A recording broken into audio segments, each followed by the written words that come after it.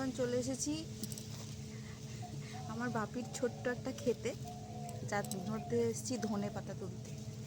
হ্যাঁ, এই যে ধনে পাতা এতগুলো তুলেছি, বাকি এখনো তুলছি। মা বললো অনেক ধনে পাতা আছে, একটু তুলে নি।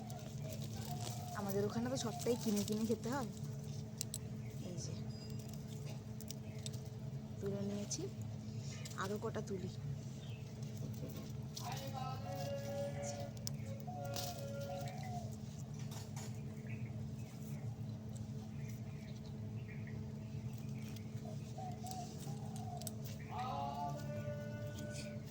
খেতে খেতে ঢুকিয়েছি।